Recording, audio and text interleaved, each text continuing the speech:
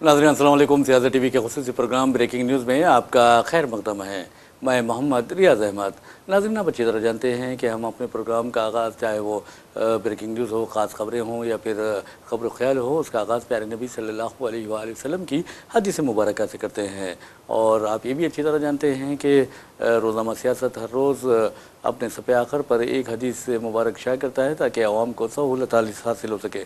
तो बहरहाल नाज़रीन, आज की जो हदीस मुबारक का सवाल है तो आपको बताते हैं कि हज़रत अबू सईद खुदरी रज़ी अल्लाह तआला अन्हु से रिवायत है, रसूलुल्लाह सल्लल्लाहु अलैहि वसल्लम ने फरमाया, मसाजिद में से सिर्फ़ 3 ही मस्जिदें हैं जिनकी ज़ियारत के लिए सफ़र किया जा सकता है। एक मस्जिद हराम, दूसरी मेरी मस्जिद यानी मस्जिद नबवी सल्लल्लाहु अलैहि वसल्लम, तीसरी मस्जिद अक्सा यानी बैतुल मुक़द्दस की मस्जिद। तो बहरहाल नाज़रीन, ये हदीस मुबारक तो हमने आपको सुना दी है, लेकिन जहाँ तक खबरों का सवाल है, ब्रेकिंग न्यूज़ का सवाल है, आप अच्छी तरह जानते हैं कि किस तरह आलमी सतह पर बेचैनी फैली हुई थी। और अब कल आपने देखा कि किस तरह डोनाल्ड ट्रंप ने कहा था कि आज रात हम ईरान पर बड़ा हमला करेंगे, ईरान को तबाह व ताराज कर देंगे, ईरान को निस्तो नाबूद कर देंगे। और लेकिन आपको बता दूं कि अब वही डोनाल्ड ट्रंप अपना बयान बदलते हैं और कहते हैं कि हमने ईरान पर जो हमला करने का तय किया था उसको मनसूख कर दिया है और हो सकता है कि ईरान के साथ बहुत जल्द ही अमन माहिदा तैयार हो जाएगा और ईरान भी अमन माहिदे के लिए तैयार हो चुका है, जबकि ईरानी हुकाम की जानिब से इस सिलसिले में कोई तस्दीक या तरदीद नहीं की गई है।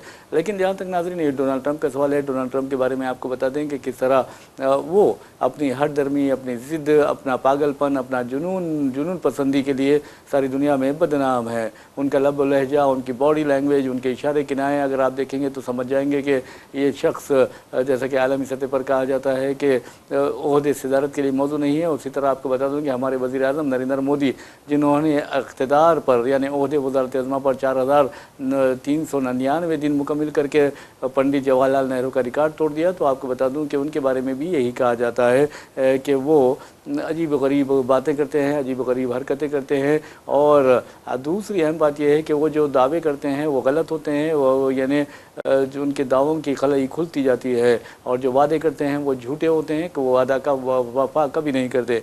मिसाल के तौर पर आप देखें कि आज हिंदुस्तान इस कदर यानी गर्मी का शिकार है, आज हिंदुस्तान इस कदर आप देखेंगे कि महंगाई का शिकार है, आज हिंदुस्तान अगर आप देखेंगे तो इस कदर यानी फ़िरका परस्ती का शिकार है जो कभी तारीख़ में नहीं रहा है। और महंगाई हो या फिर बेरोज़गारी हो, और फिर आप देखेंगे कि किस तरह यानी रुपये की कदर गिरती जा रही है। किसी वज़ीर आज़म के दौरे हुकूमत में रुपये की कदर इस कदर नहीं गिरी जिस कदर वज़ीर आज़म नरेंद्र मोदी के दौरे हुकूमत में गिरी है। तो बहरहाल नाज़रीन, जो पहली खबर है हम आपको ईरान की तरफ ले जाएंगे, लेकिन उससे पहले आपको ये बताएंगे कि हैदराबाद फ़रक़ंद बुनियाद यानी तेलंगाना के जो आज़मीन हज थे उनके काफ़िलों की वापसी का सिलसिला जारी हो चुका है। यानी हाजियों की, तेलंगाना के हाजियों के वापसी का सिलसिला जारी हो चुका है। और आज सुबह 6 बजे आपको बता दूं कि सदर नशीन रियासती हज कमेटी की क़यादत में और CEO की क़यादत में, हज कमेटी के जो CEO हैं उनकी क़यादत में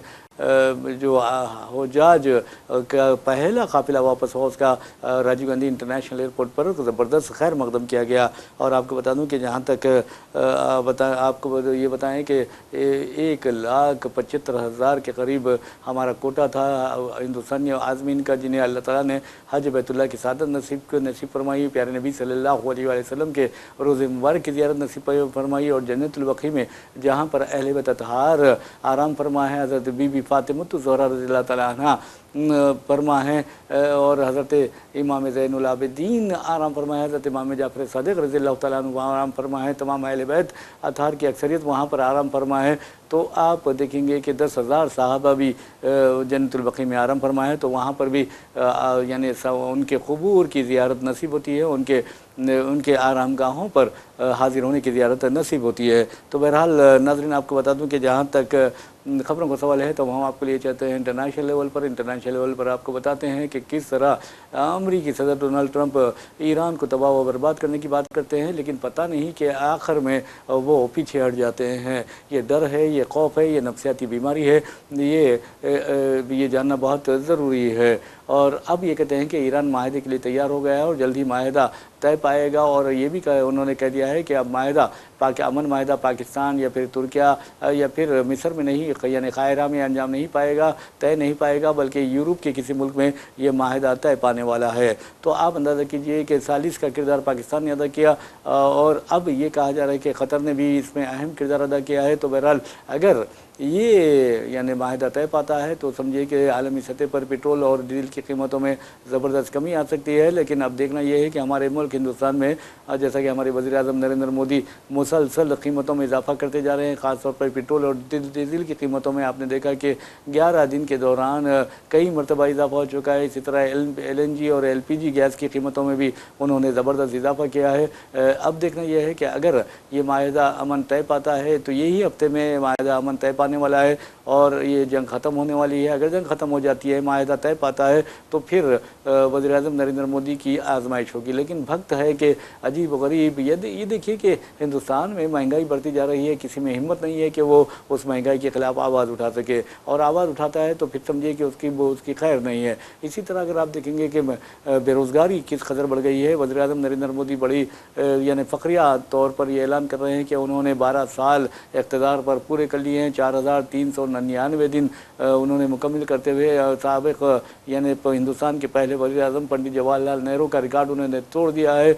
इस तरह की बड़ी बड़ी बातें कर रहे हैं। लेकिन तरक्की के मामले में वज़ीर आज़म नरेंद्र मोदी पंडित जवाहरलाल नेहरू तो दूर की बात है, इवन आप देखेंगे कि दूसरे जो वज़ीर आज़म गुजरे हैं 14 वज़ीर आज़म उनसे भी बहुत पीछे हैं। और अब अहम बात यह है कि हिंदुस्तान की गंगा जमनी तहज़ीब को, हिंदुस्तान में जो फ़िरक़ा वाराना आहंगी को, कौमी यकजहती को जो सबसे बड़ा नुकसान पहुँचा है वो वज़ीर आज़म नरेंद्र मोदी के इन 12 सालों में पहुँचा है। इसका भी सिरा वज़ीर आज़म नरेंद्र मोदी के सर जाता है। इसी तरह आपने देखा कि आलमी सतह पर जो हमारी छवि मुतासिर हुई है, पाकिस्तान एक छोटा सा मुल्क रह के हिंदुस्तान के सामने पाकिस्तान की क्या अहमियत है, पाकिस्तान की क्या हैसियत है, और पाकिस्तान सालिस का किरदार अदा कर रहा है और इंटरनेशनल प्लेटफॉर्म पर अपना एक मुकाम बना चुका है। जबकि हमारे वज़ीर आज़म नरेंद्र मोदी सिर्फ 2 मुल्कों तक महदूद रह गए और एक तो धुतकारता जा रहा है बार बार और डिक्टेट करवा रहा है, हुक्म दे रहा है, और उसके बावजूद भी वज़ीर आज़म जी हुजूर कहते हुए उसके पीछे फिर रहे हैं, और वो है अमेरिका। अमेरिकी वज़ीर सदर जो है डोनाल्ड ट्रंप कई मरतबा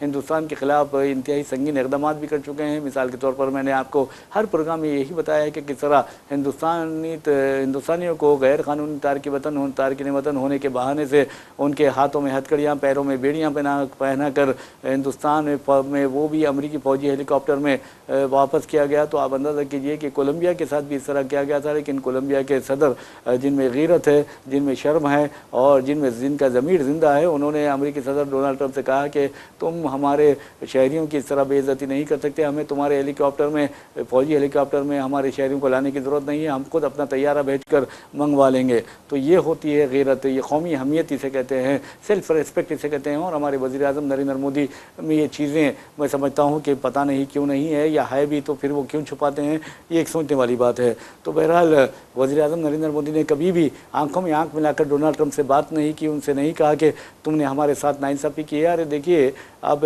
3 हमारे मल्लाह जो होते हैं, सेलर्स जो होते हैं, ओमान के साहिल पर अमेरिकी हमले में मर जाते हैं, लेकिन हमारे वज़ीर आज़म ने एहतजाज नहीं किया। हाँ, ये कहा कि हमने अमेरिकी नाज़िमुल उमूर को बुलाकर ज़बरदस्त एहतजाज किया, फलां किया, ये किया, वो किया।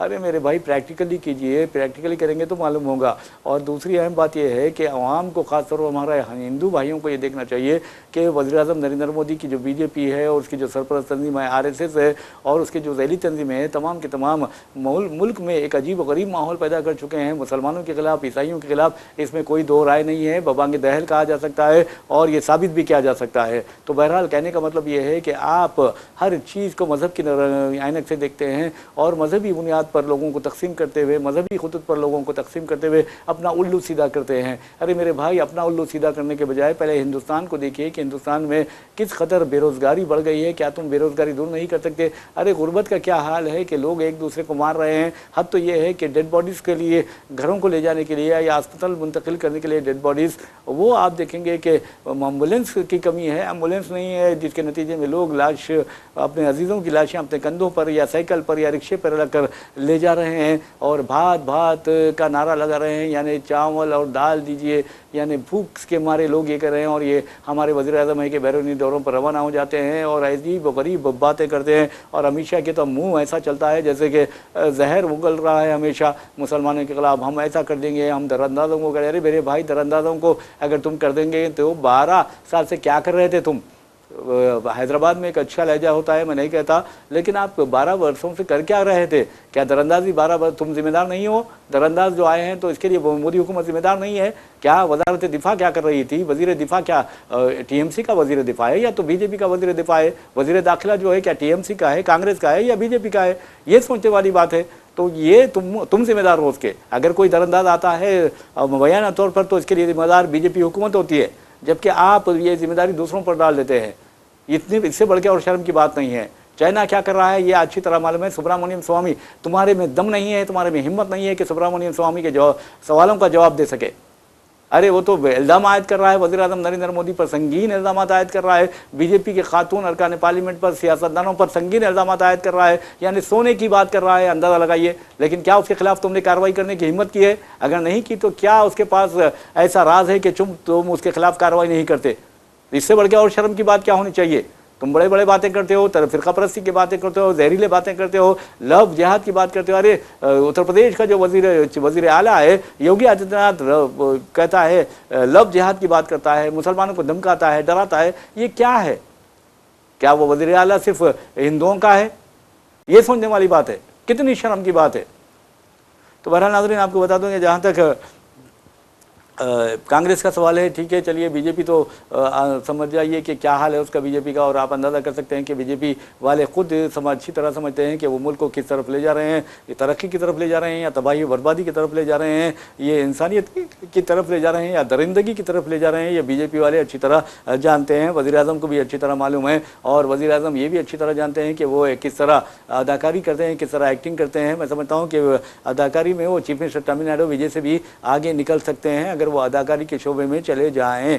माहिरीन का वज़ीर आज़म के बारे में ये ख्याल है। तो बहरहाल नाज़रीन, आपको बता दूं कि जहाँ तक यानी हमारी पड़ोसी सियासत कर्नाटक में जो राज्यसभा के इंतखाबात है, 4 में से 3 पर कांग्रेस ने कामयाबी हासिल की है, तो ये बहुत बड़ी बात है। और इसमें मंसूर रहमान खान के जो बेटे, साबिक नायब सदर नशीन राज्यसभा रहमान खान जो हैं, उनके बेटे जो हैं मंसूर खान, वो भी कामयाब हुए हैं। तो बहरहाल नाज़रीन, आपको ये बताना ज़रूरी है कि मीनाक्षी नटराजन को मध्य प्रदेश से नामजद किया गया था, लेकिन आपने देखा कि किस तरह खुद तेलंगाना कांग्रेस के कुछ आला अहदेदारों के बारे में कहा गया है कि उन्होंने मीनाक्षी नटराजन से दुश्मनी निकालने के लिए या अदावत जो है या मखासिमत जो है उसका बदला लेने के लिए बीजेपी को राहत फराहम किए। उनके केसेस के बारे में बताया कि हैदराबाद में भी उनके ताल्लुक़ से या उनके खिलाफ एक केस चल रहा है, हालांकि उस केस का फौजदारी मुकदमा से कोई ताल्लुक़ नहीं है, एक नॉर्मल किस्म का मुकदमा था। लेकिन आप देखेंगे कि मुख्तलिफ बहानों से यानी बीजेपी अब कुछ भी कर सकती है। बीजेपी के बारे में आप ये कह सकते हैं कि उसने पैरामिलिट्री फोर्सेस का सहारा लेते हुए मगरबी बंगाल में कामयाबी हासिल की, जैसा कि ममता बनर्जी कहती हैं। ममता बनर्जी ने यहाँ तक कहा कि BJP election commission of India के साथ साजबाज करते हुए उसने कामयाबी हासिल की है, SIR को हथियार बनाया है और 90 लाख से ज़ायद राय दहिंदों के नाम SIR के बहाने हज़फ करवाए हैं, हज़फ करवाते हुए कामयाबी हासिल की है। उसके बावजूद भी अगर ममता बनर्जी और बीजेपी के दरमियान कामयाबी का फ़र्क यानी वोटों का फ़र्क देखा जाए तो सिर्फ 15 लाख या 13 लाख बनते हैं। तो ऐसे में आपको बता दूं कि बीजेपी आपको जो चाहे कर सकती है। मैं अब देखिए, मध्य प्रदेश में मीनाक्षी नटराजन को नामजद किया गया था, लेकिन रिटर्निंग ऑफिसर ने भी हो सकता है कि बीजेपी के इशारे पर, जैसा कि कांग्रेसी कायदीन कह रहे हैं, बीजेपी के इशारे पर उसने इनका पर्चे नामजदगी की मुस्तरद कर दिया है और मीनाक्षी नटराजन इंसाफ के लिए सुप्रीम कोर्ट से रुजू हो गई हैं। अब आप अंदाज़ा कीजिए कि किस तरह के हालात हिंदुस्तान में पैदा किए जा रहे हैं, यानी पर्चे नामजदगी को भी बीजेपी मुस्तरद करवा सकती है। तो ये चीज़ें ऐसी है कि आने वाले दिनों में जो बीजेपी की ब्लैकमेलिंग है, जो बीजेपी के डराने धमकाने की पॉलिसी है वो, या लालच देने की पॉलिसी है, वो मुल्क में सियासी इक़्तिदार यानी जो पॉलिटिकल वैल्यूज़ होते हैं उसे तबाह व बर्बाद करके रख देगी। तो ये बहुत ही ख़तरनाक बात है। और वैसे भी नाज़रीन आपको बता दूं कि जहाँ तक कांग्रेस का सवाल है, कांग्रेस में ऐसे गद्दारों की कमी नहीं है जो आपके पीठ में खंजर घोंपते हैं। मिसाल के तौर पर आपको बता दूं कि खुद बीआरएस के लीडर हैं हरीश राव, जो साबिक़ में वज़ीर भी रह चुके हैं और बीआरएस के बासर लीडर की हैसियत से वो जाने जाते हैं, बीआरएस के ट्रबल शूटर की हैसियत से वो जाने जाते हैं। तो आपको बताना ज़रूरी है कि जैसे ही मीनाक्षी नटराजन का वाक़या पेश आया, उसमें जैसे कि उनकी नामजदगी मुस्तरद कर दी गई, रद्द कर दी गई, तो आपको बताना यह ज़रूरी है कि उनके पीठ में खंजर घोंपा है गद्दारों ने। ये बात किसी कांग्रेसी कायद ने नहीं बल्कि हरीश राव ने कही है। और उन्होंने ये भी कहा कि चीफ मिनिस्टर के पैरोकार ने वर्किंग प्रेसिडेंट का ओहदा ना मिलने पर मध्य प्रदेश बीजेपी को मालूमात फराहम की है, ये कहा गया है। अब सवाल ये पैदा होता है कि चीफ मिनिस्टर रेवंत रेड्डी का वो पैरोकार कौन था जो वर्किंग प्रेसिडेंट बनना चाह रहा था, ये एक अहम सवाल है और आप भी अच्छी तरह जानते होंगे कि वो कौन होगा। अगर आपको मालूम होगा तो फिर बराए या फिर जो कमेंट्स है उसमें आप बता सकते हैं। वैसे भी नाज़रीन आपको ये भी बताना ज़रूरी है कि जहाँ तक चीफ मिनिस्टर रेवंत रेड्डी का सवाल है, चीफ मिनिस्टर रेवंत रेड्डी ने तालीम और सेहत के शोबों को इंतहाई अहम करार दिया और कहा कि इन शोबों की बेहतरी से मुल्क की तरक्की मुमकिन है। लेकिन अफसोस की बात यह है कि तालीमी शोबे पर हमारी जो मोदी हुकूमत है वो तवज्जो नहीं दे रही है और सेहत के शोबे पर भी मोदी हुकूमत तवज्जो देने से कासिर है। अगर वो तवज्जो देती तो मैं समझिए कि हिंदुस्तान में कोई बीमार नहीं होता। अब तो ऐसा लगता है कि मोदी हुकूमत ने जो सेहत बीमा स्कीम निकाली है, सेहत से मुताल्लिक़ स्कीम निकाली है, उससे लोग वाकिफ़ भी नहीं है। तो इसका मतलब यह है कि एक मखसूस तबके तक, एक मखसूस हल्के तक, एक मखसूस रियासतों तक जो है वो इस तरह के स्कीमात पहुंचा रहे हैं जिससे आवाम को फ़ायदा पहुंच सके। ऐसा नहीं होना चाहिए। ख़ास तौर पर तालीम के शोबे में तासुब अगर बढ़ता गया, जैसे कि मिसाल के तौर पर अगर आप देखेंगे कि तालीम के शोबे में धर्मेंद्र प्रधान की गफलत की वजह से, धर्मेंद्र प्रधान की नाअहली की वजह से, धर्मेंद्र प्रधान ने, मैं समझता हूँ कि मोदी की नाअहली की वजह से आपने देखा कि कैसे यानी नीट के एक नहीं 2-3 मरतबा अब तक धांधलियाँ हो चुकी है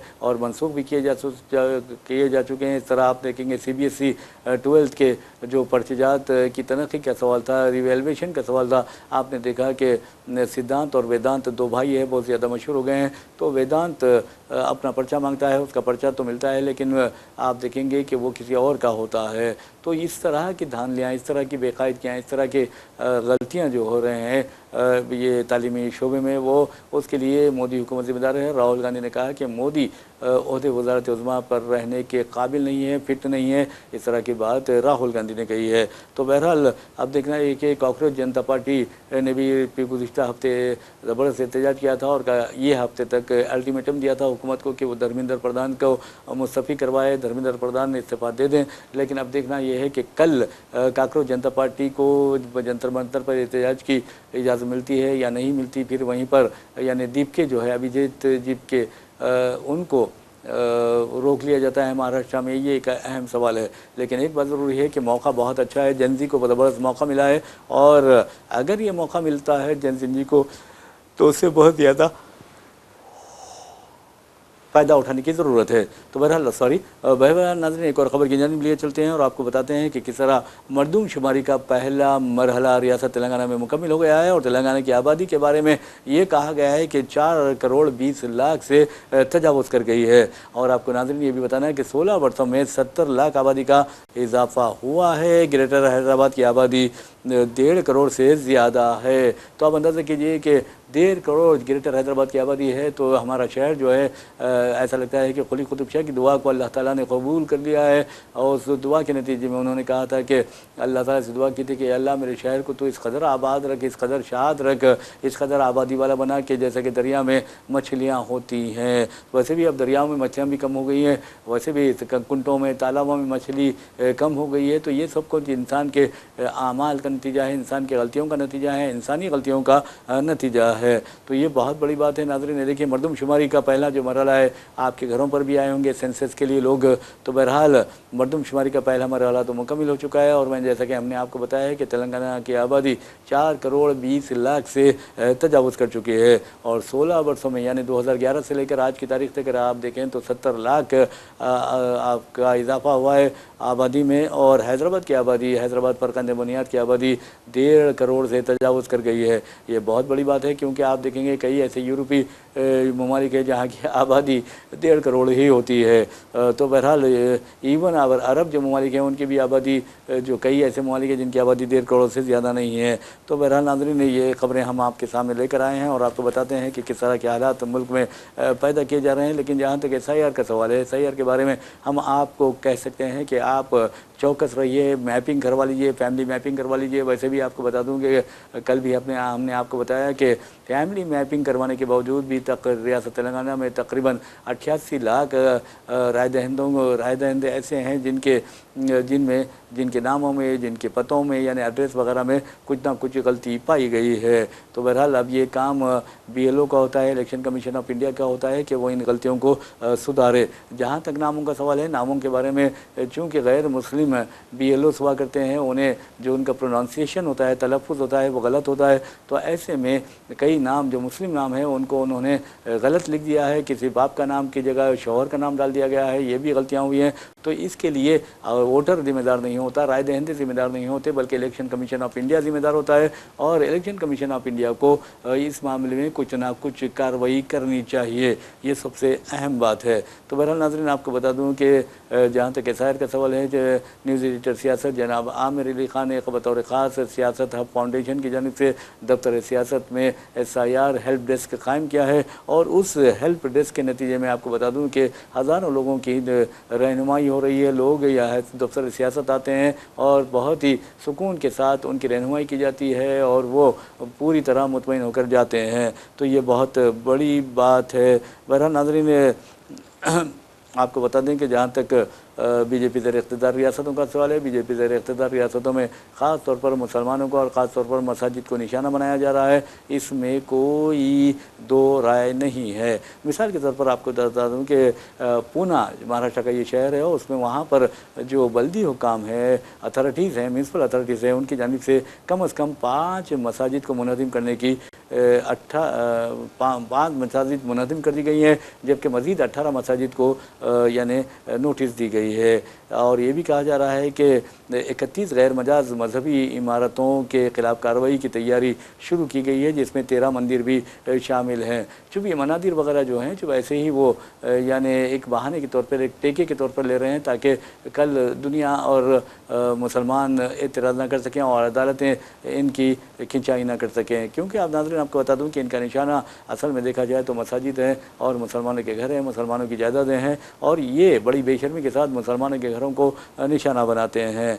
वैसे भी नाज़रीन, आपको बता दूं कि जहाँ तक फ़िरक़ा परस्ती का सवाल है, अगर ये मसाजिद को शहीद करते हैं तो ये लड़ाई जो है हुकूमत लड़े या फिर बल्दी हुकाम लड़ें या फिर BJP या RSS लड़ें, ये लड़ाई सिर्फ मुसलमानों से उनकी लड़ाई नहीं बल्कि ये अल्लाह से उनकी लड़ाई बन जाती है और अल्लाह के सामने कोई दुनिया की ताकत नहीं ठहर सकती। तो आप देखेंगे कि इनका हशर क्या होने वाला है। ये मसाजिद जो शहीद करते हैं, आप बाबरी मस्जिद की मिसाल ले लीजिए, बाबरी मस्जिद को इन्होंने शहीद किया, उसके बाद आज बाबरी मस्जिद की शहादत में जितने लोग मुलविस थे, जाके आप उनके घरों में देखिए कि उनके क्या हालात हैं, किस कदर वो बीमारियों में मुब्तला हैं, किस कदर नहुसत का शिकार हैं, किस कदर तबाही व बर्बादी का शिकार है, जलील व ख्वार हो रहे हैं। किसी को बेटे जलील कर रहे हैं तो किसी को बेटियां जलील कर रही हैं। और हद तो ये है कि आप इसके मामले में आप हमारे LK अडवाणी की मिसाल ले सकते हैं, किस तरह उनका अपना शिशु, उनका अपना चेला यानी नरेंद्र मोदी ने उसे जलील व ख्वार किया है। हद तो ये है कि सिर्फ सालगिरह के मौके पर हमारे वज़ीर-ए-आज़म नरेंद्र मोदी ये बताने के लिए चले जाते हैं, ये लोगों को दिखाने के लिए चले जाते हैं कि मैं अडवाणी की इज़्ज़त करता हूँ, लेकिन अडवाणी की वो इज़्ज़त नहीं करते। ये सारी दुनिया जानती है। और आपको बता दूँ कि जिस तरह अडवाणी को घर वापस नरेंद्र मोदी और इन कंपनी ने भेजा है, वो बहुत ही इबरतनाक है। अडवाणी को इस बात का भी एहसास हो चुका है कि उनके साथ गद्दारी की गई है, उनके साथ बेवफाई की गई है और उनके चेले ने उन्हें जलील व ख्वार करके रख दिया है। ना सेहत के रहे, ना इधर के रहे, ना उधर के रहे, ना खुदा ही मिला, ना विसाल सनम। ये हाल हो गया अडवाणी का। और अडवाणी अडवाणी तड़प रहे थे कि उन्हें सदर जमहूरिया के ओहदे पर फायज किया जाएगा। उनकी ख्वाहिश पहले तो वज़ीर आज़म बनने की थी, वो नहीं हो सकी, तो फिर वो आप देखेंगे कि सदर जमहूरिया के ओहदे पर भी फायज होना चाह रहे थे, लेकिन नरेंद्र मोदी एंड कंपनी ने उनकी उस ख्वाहिश को भी रद्द कर दिया। तो ये जो चीज़ें होते हैं बहुत ही ज़्यादा अहमियत रखती हैं और आपको बता दूं कि इस तरह की चीज़ें तारीख़ में दर्ज हो जाती हैं। यही एक अहम सवाल है। वैसे भी नाज़रीन आपको बता दूं कि जहाँ तक आप देखेंगे टीएमसी के जो हालात हैं, यानी तृणमूल कांग्रेस के जो हालात हैं, ममता बनर्जी की पार्टी के बीजेपी के बारे में वाज़ेह तौर पर कहा गया है कि बीजेपी उस पार्टी को तोड़ रही है, डरा कर, धमका कर, लालच देकर। इस सिलसिले में तेजस्वी यादव का बयान आया है। उन्होंने वाज़ेह तौर पर बीजेपी पर इल्ज़ाम आयद किया कि बीजेपी ये टीएमसी को तबाह व ताराज करने के लिए, सफ़े हस्ती से मिटाने के लिए उसके जो अरकान पार्लियामेंट है, अरकान असेंबली है, उन्हें लालच दी है। लालच के साथ साथ अगर कोई लालच कबूल नहीं करता तो उसे ब्लैकमेल किया जाता है, और ब्लैकमेल से भी नहीं डरता तो फिर उसे डराया धमका जाता है और उसकी फाइलें खोलने के बातें की जाती है। तो बहरहाल नाज़रीन आप देखेंगे कि 58 अरकान असम्बली, यानी 80 में से 58 अरकान असम्बली या 60 अरकान असम्बली ने बगावत की, और टीएमसी के आप अंदाज़ा कर सकते हैं कि 28 अरकान पार्लियामेंट में से 20 अरकान पार्लियामेंट ने ये मकतूब लिख दिया स्पीकर ओम बिरला को कि हम बीजेपी की ज़ेर क़यादत, एनडीए की ज़ेर क़यादत बीजेपी हुकूमत की तायद करते हैं। इस तरह की बातें की है। तो ये तो एनडीए हुकूमत तो नहीं लगती, मुझे तो बीजेपी हुकूमत लगती है, इसलिए मैंने ये बात कही है। तो बहरहाल नाज़रीन अब आप देखेंगे कि तेजस्वी यादव का एक बयान मंजर आम पर आया है और उसमें वो कहते हैं कि बीजेपी अपोजिशन जमातों को तोड़ रही है। मनोज कुमार झा ने भी यही कहा। तो बहरहाल नाज़रीन आपको बता दूं कि बीजेपी अपोजिशन जमातों को तोड़ रही है और उनके जो अरकान पार्लियामेंट होते हैं उन्हें डराती है, धमकाती है, ब्लैकमेल करती है, और ये इस पर भी असर नहीं होता तो लालच देती है कि भाई हम आपको बड़े बड़े ओहदे देंगे और उन ओहदों पर फायज करेंगे। तो आप देखेंगे कि वो फौरी तौर पर बीजेपी में शामिल हो जाते हैं, यानी डर के मारे, खौफ के मारे और लालच के मारे। और इस सिलसिले में शुभेंदु अधिकारी जो कभी ममता बनर्जी के नाक के बाल हुआ करते थे, अब आप अंदाज़ा कीजिए नाक का बाल किस कदर होता है, किस कदर करीब होता है। तो बहरहाल बालों की हैसियत अगर आप देखेंगे तो नाक का बाल सबसे ज़्यादा करीब होता है, और अगर कुछ होता है तो आप बोल सकते हैं वैसे, लेकिन हम तो नहीं बोल सकते। लेकिन एक बात ज़रूर है कि नाक के बाल हुआ करते थे और आज आप देखेंगे कि वो बीजेपी के गोद में गए, फिर भी बीजेपी के गोद में जाकर वो एमएलए बने और आज कायदे अपोजिशन बने, और आज वो जो ओहदे चीफ मिनिस्ट्री पर फायज है। हिमंता बिस्वा शर्मा जिसकी पैदाइश कांग्रेस के नर्सिंग होम में हुई, और फिर आप देखेंगे कि वो सीधा आरएसएस के अस्पताल पहुंच जाता है, यानी हॉस्टल में पहुंच जाता है और फिर ओहदे चीफ मिनिस्ट्री पर फायज हो जाता है। तो ये जो चीज़ें हैं यानी बीजेपी को बदनाम करके रख चुके हैं। तो बहरहाल नाज़रीन इसी के साथ हम अपना प्रोग्राम ब्रेकिंग न्यूज़ इख्तिताम को पहुँचाते हैं। अपने मेज़बान मोहम्मद रियाज अहमद को इजाज़त दीजिए। इंशाल्लाह फिर मुलाकात होगी, फिर बात होगी।